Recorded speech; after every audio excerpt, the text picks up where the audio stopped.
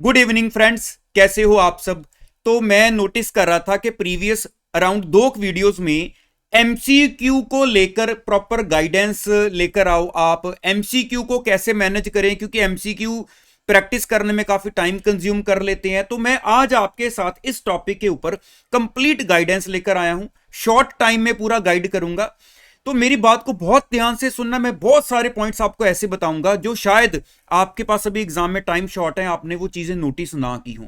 ठीक है, तो मेरी बात को जरा ध्यान से सुनना। अच्छा, एक चीज और, पूरा प्रैक्टिकली मैं आपको करके दिखाऊंगा एमसीक्यूज को आप कैसे कवर कर सकते हो। ठीक है, ऐसे मतलब ये नहीं है कि वैसे ही बच्चे ने पूछ लिया और मैं बोल सोचूं कि चलो जो मर्जी बता दो। पूरा डिटेल में आपको इन डेप्थ बता के जाऊंगा। सबसे पहली बात, अगर मैं बात करूं हमारे पास एमसीक्यू का सोर्स कौन सा सबसे बेस्ट अवेलेबल है, तो देखो ये चीज मैंने खुद प्रैक्टिस की है। आपके पास जो आईसीआई की सेपरेट एमसीक्यू की बुकलेट्स अवेलेबल हैं अब तो, है ना। आप चाहे वेबसाइट पर जाकर चेक कर लो या आप पोर्टल से बाय भी कर सकते हो, जहां पर आप स्टडी मटेरियल्स वगैरह बाय करते हो। तो आप वो एमसीक्यू जितने भी वो बुक में अवेलेबल है, मान लो एक सब्जेक्ट के मान लो 100 एमसीक्यू है उसमें, उसके अलावा आपके पास अगर आप आरटीपी एमटीपी जितने भी आपके पास डाटा अवेलेबल है आरटीपी एमटीपी का, तो अगर आप आरटीपी एमटीपी में जितने एमसीक्यू दिए हुए हैं, अगर आप ये सोचो कि वो सारे आपके पास वो एमसीक्यू वाली बुकलेट में कवर हो गए हैं, तो ऐसा नहीं है। ये चीज मैंने खुद पर्सनली इंटरमीडिएट के तो मैंने सारे सब्जेक्ट टेस्ट कर लिए खुद एक एक हाथ से। तो मैंने ये देख लिया कि वो सारे कवर्ड नहीं है। बेसिकली अराउंड 50 to 60% आप कह सकते हो, या 50% तक लेकर चलो बुकलेट में आ चुके हैं। लेकिन बाकी अभी भी आपको पुराने आरटीपी एमटीपी में अलग टाइप के एमसीक्यू मिल जाएंगे जो देखने में काफी अच्छे हैं प्रैक्टिस करने के लिए। तो अब दूसरी बात यह है, देखो पास्ट पेपर में तो एमसीक्यू बाहर नहीं आते हैं ना, तो वो तो आपको वहीं से, क्योंकि शीट वापस ले ली जाती है, तो वो तो आपको नहीं मिलेंगे। तो अगर आप बुकलेट के अलावा देखना चाहते हो, वो आप आरटीपी एमटीपी में जितने हैं वो जरूर प्रैक्टिस करो, मैं तो ये सजेस्ट करूंगा। अब दूसरी बात, अगर आपके माइंड में ये आता है कि आप कोई एक्स्ट्रा बुक लेकर 500, 700, 1000, 1200, 1500 जैसे मान लो लिखा है कि इसमें 1200 एमसीक्यू हैं, तो ये देखो डिपेंड करता है कि आपके एग्जाम में टाइम कितना है। क्या अगर तो 6 महीने साल है, फिर तो चाहे आप 1500 ट्राई करो। लेकिन अभी इस टाइम पर आकर उनको करने का कोई फायदा नहीं है, वो जस्ट टाइम वेस्ट कर रहे हैं हम। वो मैं अभी आपको करके दिखाऊंगा प्रैक्टिकल में कि क्यों इतना टाइम ना वेस्ट करो। अब ये आपको मेरे ख्याल से क्लियर हो गया कि आप सोर्स जो है नंबर 1 पर वो बुकलेट जो आईसीआई की है उसके ऊपर फोकस करो। अगर आपको लगता है कि टाइम बचा, क्योंकि मेन बात है टाइम की, टाइम बचा तो आप पुराने आरटीपी एमटीपी के भी कवर करो। क्योंकि मेरी आदत है, मैं तो क्लास में बच्चे को May 18 ऑनवर्ड्स जो भी आज तक पेपर में आया हुआ है, चाहे वो सारे पुराने एमटीपी हैं, आरटीपी हैं, पास्ट पेपर हैं, सारे क्लास में कवर करवाता हूं, ताकि बाद में ये माइंड में प्रेशर ही ना आए कि अब और क्या कहां से पढ़ना है, सारा काम क्लास में ही खत्म कर लो। तो ये चीज जरूर ध्यान रखो। अब दूसरी बात, जब आप कोई एमसीक्यू को ट्राई करते हो ना, सबसे पहली बात अपने माइंड में लेकर आओ, एमसीक्यू कोई डिफरेंट चीज नहीं है। एमसीक्यू आपके लिए एक नॉर्मल क्वेश्चन है। आप उसमें जो नीचे 4 ऑप्शंस दी हुई हैं वो हटा दो, डिलीट कर दो, उन पर हाथ रख लो, अब वो नॉर्मल क्वेश्चन रह गया। क्या आप किसी नॉर्मल क्वेश्चन को इतना ज्यादा माइंड पर प्रेशर डालकर लेते हो? अगर आपको 30% एमसीक्यू कवरेज आनी है तो 70% बाकी के भी आने हैं। तो हम बाकी के कितने के क्वेश्चंस ट्राई कर रहे हैं, वो भी तो सिलेबस को कवर करके ही फेथ करके जाते हैं ना मोस्टली, कि हम लिख पाएंगे। तो ऐसी बेसिकली एमसीक्यू भी है। लेकिन मेन बात सिर्फ इतनी है कि जो एमसीक्यू क्रिएट किए हुए हैं नॉर्मली, जो आपको आरटीपी वगैरह में मिल जाएंगे, जब बुकलेट में मिल जाएंगे, आपको ये बता देते हैं कि कितना डीप लेवल पर हम कंफ्यूज कर सकते हैं। तो आपका जो माइंड है वो ऑलरेडी प्रिपेयर हो जाता है जितनी का आप प्रैक्टिस करते हो। मान लो मैं 20 की प्रैक्टिस कर पाया तो मेरा माइंड उस लेवल पर प्रिपेयर हुआ, मैं 50 की प्रैक्टिस कर पाया तो मेरा माइंड उतने लेवल पर प्रिपेयर हो पाएगा कि अब मेरे को पता चल गया कि कैसे कैसे ट्रिक्स यूज किए जाते हैं एमसीक्यू में माइंड को कंफ्यूज करने के लिए। समझ रहे हो ना। तो चलो पहले आपको एक एमसीक्यू जो है मैं खुद डील करके दिखाता हूं, फिर आपको पूरा पता चल जाएगा कि आप किन किन चीजों पर फोकस करो जब आप एमसीक्यू को बेसिकली प्रैक्टिस के लिए अपने पास कवर करते हो। देखो ये मैंने सीए इंटर के एक आईसीआई की बुकलेट में से एक टैक्सेशन का मैं आपके सामने जो एमसीक्यू है वो आपको दिखा रहा हूं। देखो इस क्वेश्चन में है क्या, मेरी बात को जरा ध्यान से सुनना, कि एक पर्सन के पास 2 गोल्ड चेन्स मिली हैं 50 ग्राम्स। अब यहां पर लिखा हुआ है जैसे 2 गोल्ड चेन्स, 50 ग्राम ईच, है ना। अब यहां पर 50 ग्राम ईच लिखा हुआ है। अगर बाई चांस हमने ईच वर्ड जो है वो इतना सीरियसली नहीं लिया कि 2 गोल्ड चेन है 50 ग्राम की है, टोटल 50 ग्राम की है, तो क्वेश्चन यहीं पर रॉन्ग हो जाएगा। अब वहां पर ईच वर्ड की इंपॉर्टेंस आ गई।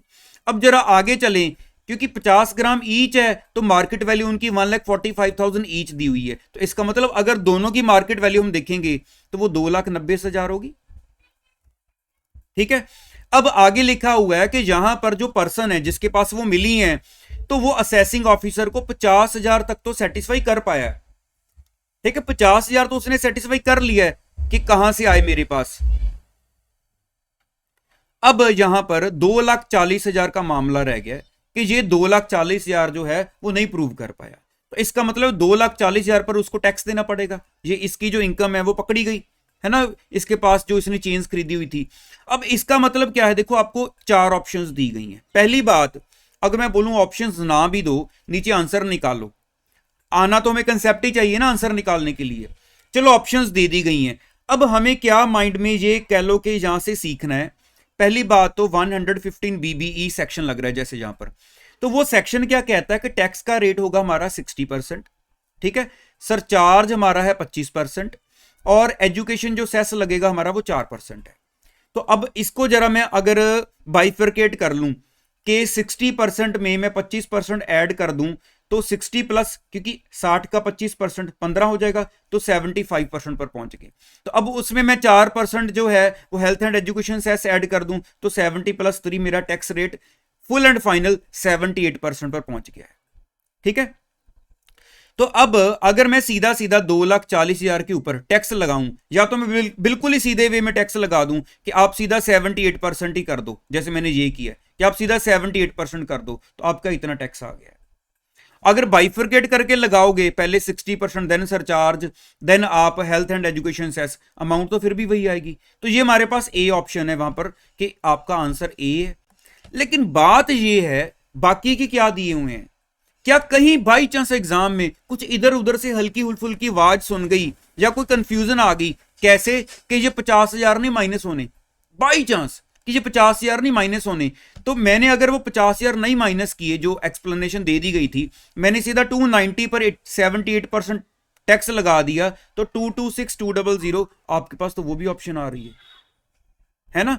अगर मैं सोचूं ये थर्ड ऑप्शन क्या है, तो देखो अगर मैं ये सोचूं कि ठीक है टैक्स तो मुझे, इनकम तो मैं क्लियर हूं जी, 2,40,000 पर मैंने टैक्स देना है, लेकिन वहां पर अगर मेरे को ये माइंड पर कंफ्यूजन आ गई है कि यहां पर इस बंदे की जो टोटल इनकम है, इंडिविजुअल है मिस्टर अजय, 50 लाख से एक्सीड कर ही नहीं है, तो ये जो सरचार्ज है पता नहीं सरचार्ज लगना है या नहीं, क्योंकि सरचार्ज तो 50 लाख से ऊपर लगता है ना। अगर देखो ऐसी नॉर्मली कंफ्यूजन आती हैं, शायद 0.01% चांस हो आपके माइंड में आए कि हाँ सच में ये कंफ्यूजन वाली बात है। तो अगर मैं सोचूं सरचार्ज नहीं लगना है, तो इसका मतलब क्या होगा कि मैंने 2,40,000 के ऊपर पहले 60% टैक्स लगाया, देन मैंने 4% सीधा एजुकेशन सेस लगाई, फिर मेरा टैक्स ये आ गया। ऑप्शन तो वहां पर ये भी दी हुई है, देख रहे हो ना। अच्छा, अगर मान लो मेरे माइंड में उधर से 290 भी फंसा हुआ है कि 290 पर टैक्स बनना है, और मैंने वहां पर विदाउट सरचार्ज 290 पर टैक्स कैलकुलेट कर दिया, तो मेरे पास ये टैक्स आ रहा है। ऑप्शन तो वहां पर ये भी दी हुई है, ये देखो डी ऑप्शन।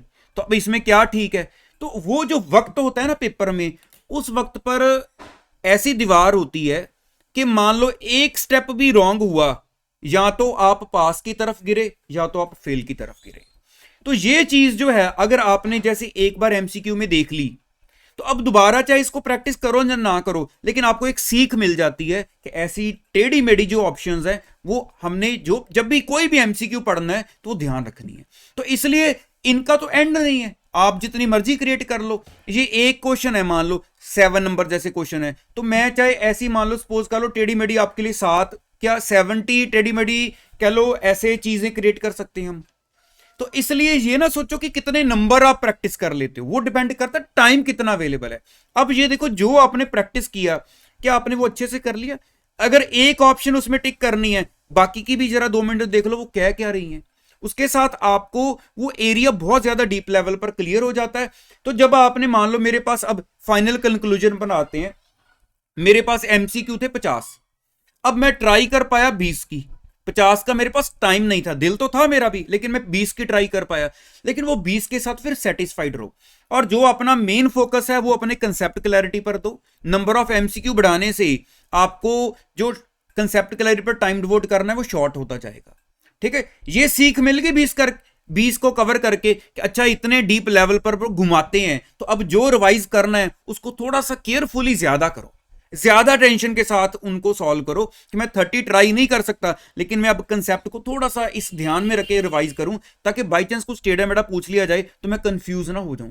फॉर एग्जाम्पल, जो लॉन्ग टर्म कैपिटल गेन है, क्या पूरे 36 मंथ्स पर वो लॉन्ग टर्म हो जाता है, या 36 मंथ्स को एक्सीड कर जाए? तो ये चीजें जो हैं वो नॉर्मली हमें कंफ्यूज करती हैं। तो बस इतना पॉइंट अगर आप दिमाग में रख के चलोगे, एमसीक्यू की सेपरेटली कोई एक्स्ट्रा बर्डन ना लो, ये एक नॉर्मल क्वेश्चन है। जैसे मैंने आपको बताया 4 ऑप्शन उड़ा दो तो ये एक नॉर्मल क्वेश्चन रह जाएगा। तो ठीक है, आई थिंक आपको काफी ज्यादा पॉइंट्स की क्लैरिटी होगी। एमसीक्यू आप अपने बुकलेट के ऊपर पूरा रिलाई कर लो। ठीक है, इतना टाइम नहीं, आप बहुत ज्यादा एमसीक्यू ट्राई करो, और बाकी अगर आपको लगे और ट्राई करने हैं तो पास्ट आरटीपी या एमटीपी में चले जाओ, इतने आपके लिए टाइम के अकॉर्डिंगली इतने सफिशिएंट है। तो बाकी फर्दर अगर आपको लगा हो कि कुछ मेरी तरफ से भी पेंडिंग रह गया है कि मैं कोई और पॉइंट के ऊपर कुछ और डिस्कस करूं आपके साथ, तो मेरे को जरूर बताना।